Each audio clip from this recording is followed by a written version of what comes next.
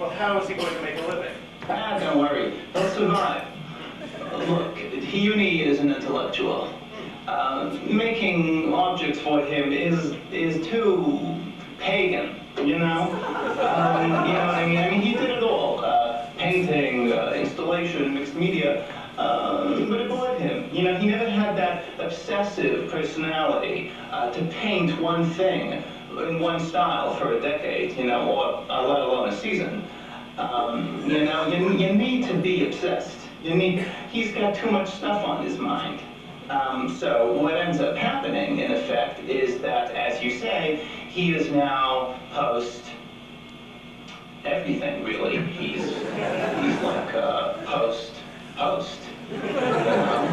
you know, Mr. Pinard Legris in Paris, you've been listening to Mr. Greenberg. I'm curious. Yes, hello? Hello? Yes, Mr. Legris, can you hear me? Yes, sorry, I can hear you now. Good.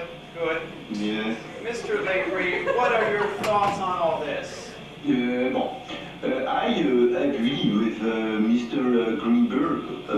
As you know, I have been calling for a moratorium on art for a number of years now. I wanted to initiate a project whereby all artists all over the world would stop making art for a period of 10 years and enroll in art history and writing courses in their hometown universities. But what about Hiuni, who is enrolled in a graduate visual arts program? How do you feel about the ethics of a post-object art student? It's okay with me. I spoke to Mr. Hiuni not long ago. He told me he was so bored with making things that he had this idea that for his master's degree, he should simply critique all of the other students' work, you know, critique in residence for his peers. I thought this was brilliant. You know, here in Paris, we like to sit in a cafe and drink café au lait and write about art. Yes, we write about art to actually make it.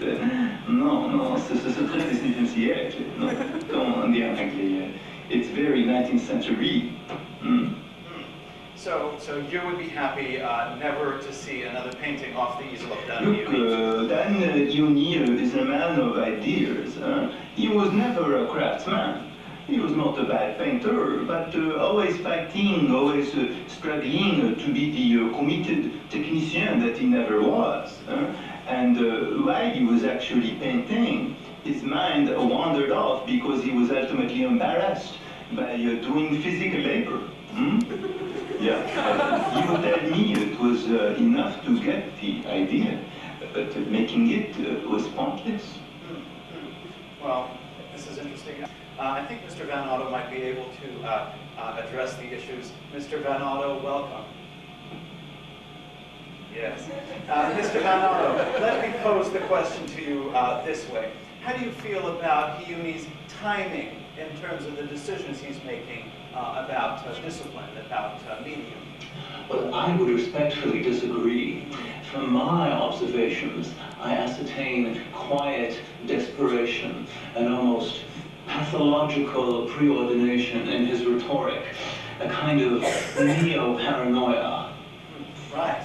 Yes, I feel he lacks certain pancreatic tendencies that would otherwise align his Baudrillardian aesthetic and benign moral predisposition to a factual reading of the inherent geopolitical ramifications of his quasi-Marxist, not quite Leninist sexuality. Right, so in fact what you're saying here is... I think he'd be really good at retail. Okay, yeah. Well, yes. I think I'd like to bring in Mr. Rose into the conversation, if I may. Mr. Rose in London tonight, a very good evening to you.